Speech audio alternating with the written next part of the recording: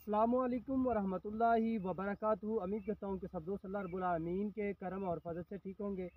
आज जो है मैं अपनी खेत में आया था, यानी कि चलने के लिए आया था, कि सैर करने के लिए आया था। तो मुझे एक पौधा नज़र आया। एक आप लोग ये देख सकते हैं, मेरे पीछे है।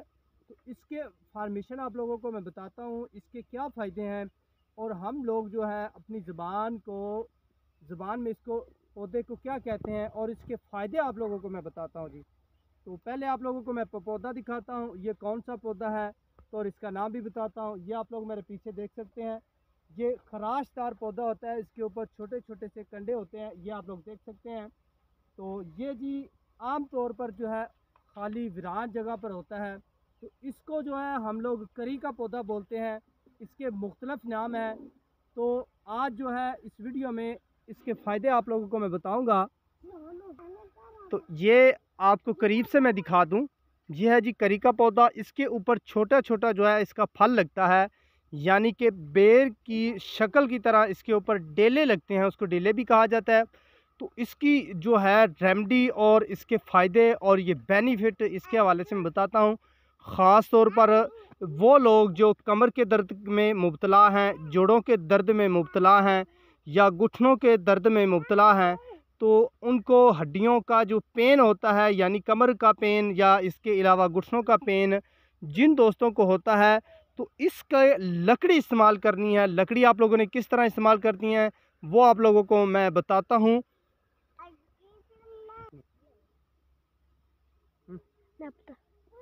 तो इसके फ़ायदे आप लोगों को मैं बता दूं। इसके फ़ायदे जो हैं ये हैं कि आपने इसको किस तरह इस्तेमाल करना है कि कमर का दर्द, जोड़ों का दर्द, घुटनों का दर्द अगर आप लोगों को है, आपके रिश्तेदारों को है, आपके वालिदैन में किसी भी को है, तो आप लोग इसका इस्तेमाल करा सकते हैं। किस तरह इसकी लकड़ी का इस्तेमाल करना है आप लोगों ने, आपने इसकी लकड़ी लेनी है, यानी कि आपने इसका तना ले लें या इसके अलावा ये और भी लकड़ी इसकी ले लें कहीं से भी।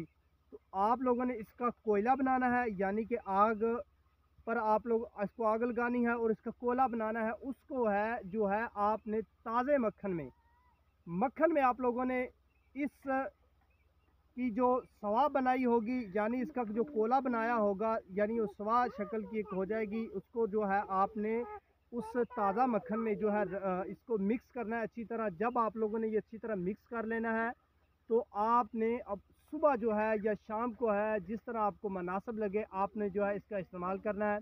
तो इसके चंद दिन इस्तेमाल करने से, इस करी की लकड़ी को चंद दिन इस्तेमाल करने से आपके जोड़ों का दर्द, आपके घुटनों का दर्द जो है वो ख़त्म हो जाएगा इंशाल्लाह हमेशा के लिए।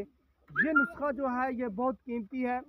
तो बहुत ही जो है ये पुराना नुस्खा है, यानी कि पहले जो दौर में जो है इसी तरह की टिप्स जो होती हैं, इस तरह की रेमेडी जो होती हैं, वही जो है इस्तेमाल की जाती थी। तो आज मैंने कहा ये भी आप लोगों के साथ जो है शेयर करते हैं, इसके बारे में आपको बताते हैं, इसके फ़ायदे के बारे में जो है आप लोगों के साथ बात शेयर करते हैं। तो उम्मीद करता हूँ ये भी आपको वीडियो अच्छी लगेगी। नेक्स्ट वीडियो के लिए आप लोग मुझे इजाज़त दें। अल्लाह निगहबान।